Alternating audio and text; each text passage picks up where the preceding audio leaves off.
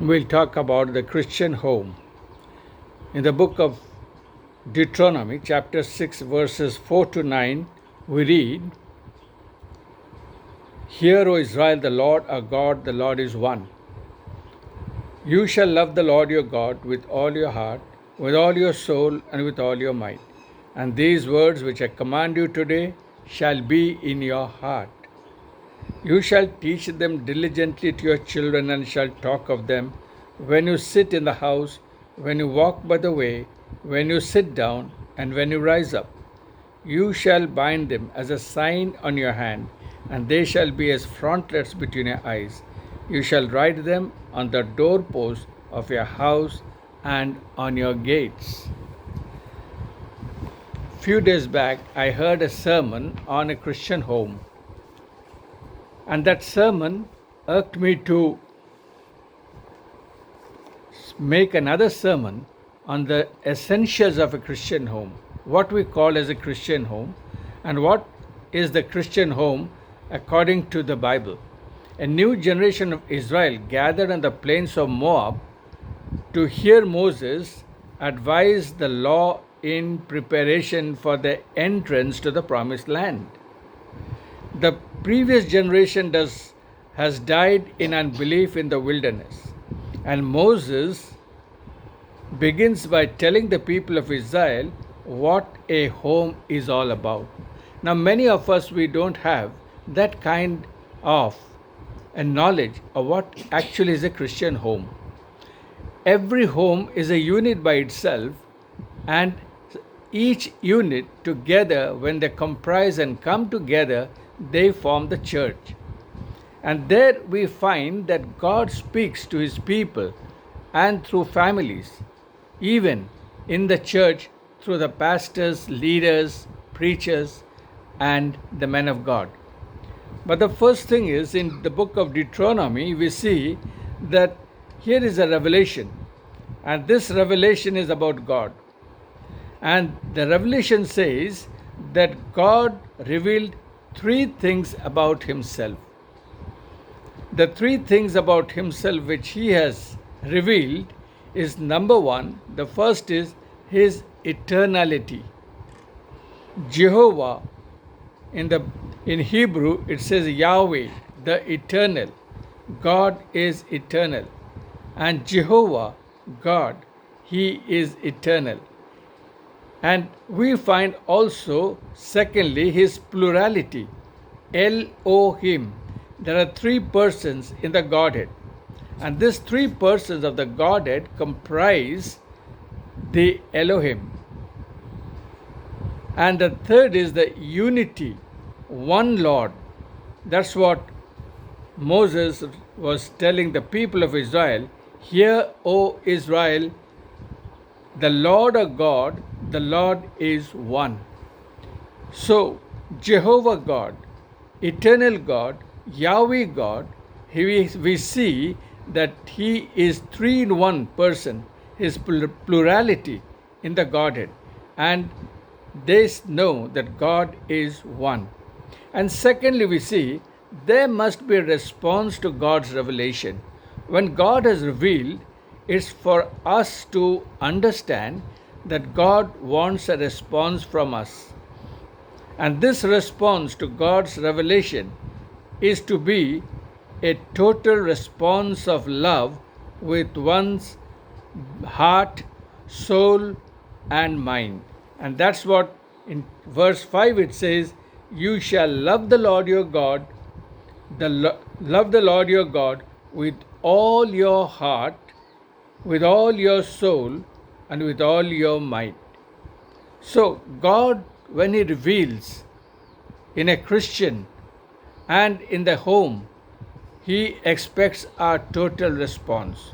And that total response of love is all that through our heart, soul, and mind.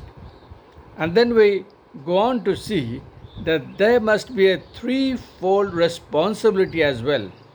And this threefold responsibility is what we read here. It says in verse 6 that you shall teach them, and these words which I command you today shall be in your heart.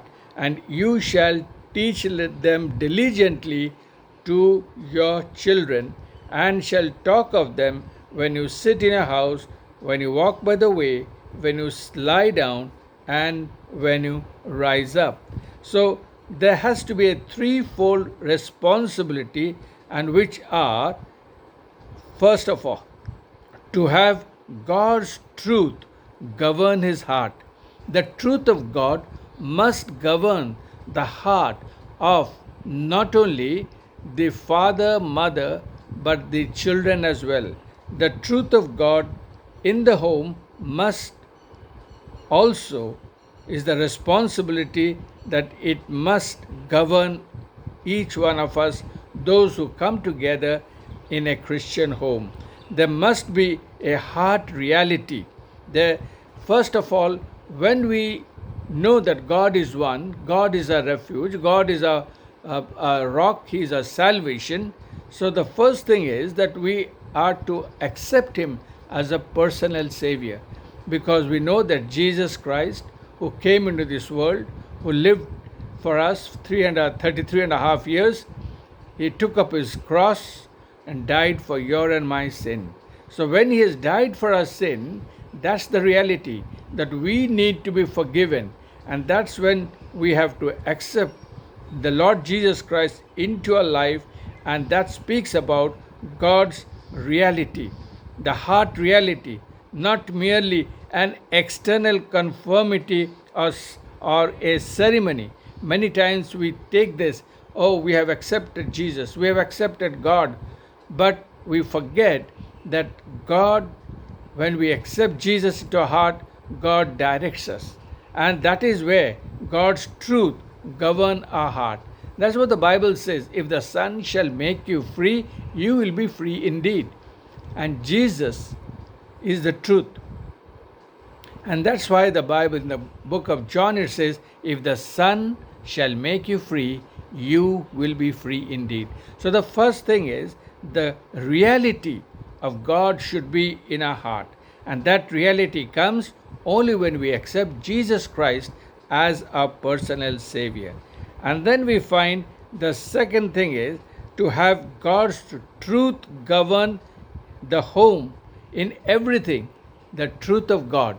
And that's what was taught to the children of the Israel in those days. That is when it says in the book of Deuteronomy chapter 6 that you shall talk of them when you sit in your house, when you walk by the way, when you lie down, and when you rise up. So the truth of God, it has to be not only in the home, but God's truth must govern every area of the life in the home. Every child, even the parents, the elders, and those who are in the home, they must have a heart reality, and they must not only have external conformity, but they must have a heart reality, and they have God's truth governing in the house. Everyone must be governed by the truth, not by falsities. We find that in every home there are children, those who speak lies, even parents, they don't deny the fact that they have to lie to their children for certain circumstances. So we find that the more that we encourage lies in the home, we break up the reality of God's reality in our hearts. And that is what we find here, to have God's truth govern every home.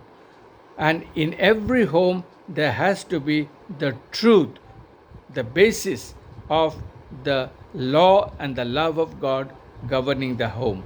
And thirdly, to have God's truth govern his habits and conduct personally, privately, and publicly.